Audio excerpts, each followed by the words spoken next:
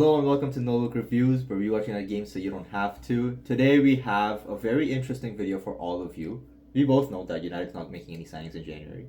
So we've actually made a hypothetical scenario where we're gonna purchase 3 signings in the summer that we believe can help United next season. Yep. So the criteria for all these signings, not sure we have any in terms of signings themselves, but we've tried to make it as realistic as possible, given the budget or the lack of that United has. Let's get into it. So first, I guess, position that we both wanted to invest in was center back. You want to go with your choice for it? All right. I chose Todibo, as a lot of people are kind of looking at, predicting. There's a lot of rumors. There's a lot of folks that actually like him. He's kind of a mixed player between how Lisandro Martinez plays, how Varane plays. He's not as aggressive as Martinez, but not as disciplined as a Varane, I guess. And he's kind of taller, obviously, not like Martinez. We do need that tall dude in the back as well. So he'll probably most likely just replace someone like a Maguire, or maybe if Varane leaves. I don't know what's exactly going to happen, but at least one center back is going to be gone in the summer, I hope, and I actually think probably will happen. He's not too expensive. Nice plays well.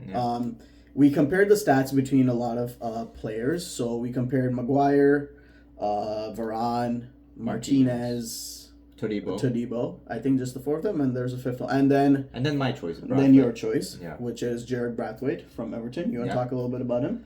Yeah, so Jared Brathwaite, I think he mostly plays on the left side. So this is someone that's not a Martinez replacement, but a Martinez alternate. Alternate, Yeah, because, we've seen that he has injury issues, and we don't really have a competent second center back. Like, we have Johnny Evans, but again, he's 35. Also not someone that we want to keep for the long term.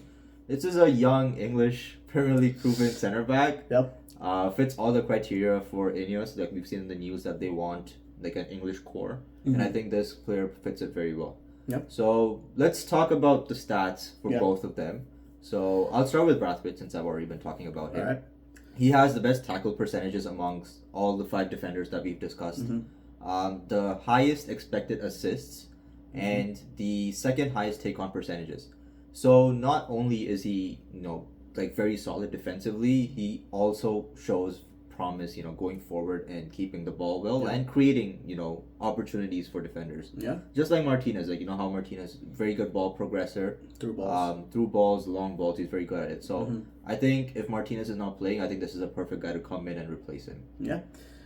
All right, and moving on to Todibo, what we looked at is like pass completion. He has the highest pass completion out of all of these guys. Obviously, Martinez didn't play the longest time. He had an injury, so only a couple games, so there's not much to compare there. We only compared this season stats, by the way. For any comparisons we're doing, any stats we're taking, it's just this season, 23-24. And Todibo has the highest pass completion out of all the center backs, which says a lot about him. He's confident on the ball. He's pretty good. But again, he is not Premier League proven. He comes from League One, Farmers League, as we all like to say. But I think it's a good investment in terms of he's cheap. He's not that expensive. He comes from a good team in League One. They're actually playing decent, so I would think it's good. He has the second highest expected assists and the highest shot creation actions per 90 minutes. So that says a lot about his creativity going forward. Getting a through ball, rather that be an assist through from a corner, like a header, whatever that is. Like, he is kind of creative that same. And both of them, Jaron Brathwaite and Todibo, have about the same percentages in aerial duels, so there's not much of a difference there. But I think they would be they're young, so they're only gonna get better on a lot of these things, hopefully. But if we have the right development and everything, I think that about clears it up for each of us. I feel like Todibo is the better signing in my opinion, but Jared Brathwaite is not at all bad. I think it all depends on the circumstance. If Varane and Maguire are staying, then I don't think it makes sense getting Todibo because it's the same profile. But if they're leaving, then I agree. I think you should go for Todibo to replace them. But if they're staying, then I wouldn't mind seeing Brathwaite come in and except for instead of Lindelof. The only thing with Brathwaite for me is that he's English. He's from the Prem. United is not really good at negotiating, so I just feel like they're going to charge us a crazy price, about 60, 70 mil, and I just don't agree paying that. I know he's proven he's been playing well, and he's been a starter for Everton, but I don't know. It's a little too much money. We've made those mistakes in the past, and I don't want to repeat them at all. I would feel like if it's 40 mil, go for it. Yeah. Same around the same price of Tadebo's, probably like 30 mil. Yeah, and I think those are good prices. He's an English player, so that helps with the English requirement. Yeah. So yeah, that's about that. I guess we can move on. And yeah, the second one is a kind of an attacker, a winger that we both chose, and it's the same person. It is Michael Olise from Crystal Palace, and I think he's been a big talk in the media right now. He's doing a lot of good stuff, and it says a lot about Crystal Palace's youngsters and their recruitment and their development. They have a lot of good youngsters, as they Olise, Zaha came in, and there's a lot of stuff there. So definitely a lot of people like him. You want to go into the stats a little bit? Yeah. So let's go into the stats. We use our current wingers, so that's Anthony, Garnacho, Rashford, and we included Mason Greenwood just because he's playing this season. We don't know if he's coming back, but we just wanted him just to see how he compares against everyone. So Olise has the second highest goals assist per 90. Yep. He has the best shot conversion rate. I think it's 1 goal every 3 shots or every 2 shots. Yeah. It's amazing. He has the highest shot creating actions per 90. He has the second highest tackle percentages. We've complained about, Rashford not tracking back, defending, and the highest take on percentages. So not only is he a good dribbler, he creates a lot, he has a lot of goals and assists, but he also works really hard.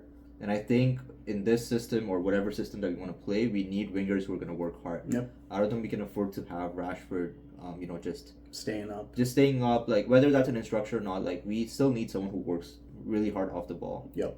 And I think he's going to be a great player. Even in the future, he's only 21, 22, and he has a lot of development to go, but he's already showing signs of how good he can be if he's consistent. He has a lot of potential. I mean, I think he's similar to Anthony in the sense that he goes back, defends, plays hard for the team, goes up and creates chances like Garnacho. He takes shots. He's like Rashford in terms of cutting inside and stuff. He does that. He's quick. He's agile. He knows how to dribble. He's tall too, so he has that physical presence about him as well. He's skillful. So, I mean, I like the guy. But he I guess has a release clause on his contract. Yeah, so it's been in the news. He has a release clause of 60 to 65 million. Yeah, which is not terrible, but it's a lot. Yeah. It's a lot for a 22-year-old, but it's not 100 million or a 120 million release clause. That's unreasonable. I think it's still worth taking the risk. Out of all of these players that we're talking about, I think this is the one that probably would have the greatest chance of being a success at United, just because of the way he plays, and I think he'll be a fan favorite as soon as he comes in. Yeah. The only thing is, I feel like we do have a lot of attackers at the moment. Apart from a striker, we only have one striker, out and out proper striker. It's Højlund. And Martial's gone at the end of the season. Yeah. Rashford, apparently they have a big bid from Saudi. I feel like 180 mil or 160 mil, and I say let him go. I don't know what a lot of people would say. I think it's an unpopular opinion. Maybe kind of everyone's on the edge about it. But I think we can let him go, get some money, get some good. But he also has to go. That's the issue with that. Right. He needs to want to go because you have a big contract on him. And what else? Mason Greenwood is a possibility of coming back. I know Ineos are saying stuff, the media saying things. There's a lot of rumors, a lot of things going on. He's playing well at Getafe, so who knows what happens there? I don't know. It is obviously a controversial topic if we really want to bring him back or not, and a lot of fans are divided on that opinion. He was one of our best attackers, let's be honest. Yes, he was. He still is really good. He still is showing signs of his talent before. So let's see how it goes. Let's see what happens. Let's see what Ineos really want to do. And I guess that's that for that position. And then we can move on to the last one. Yeah, so we both wanted a midfield signing. Yeah. But we both have kind of different profiles for what we wanted. So, Ahil, you went with a defensive midfielder. Yeah, I went with Zuba Mendy from Real Sociedad. He's a young guy, knows how to play on the ball. He's been having a good season, scored some goals, got some assists.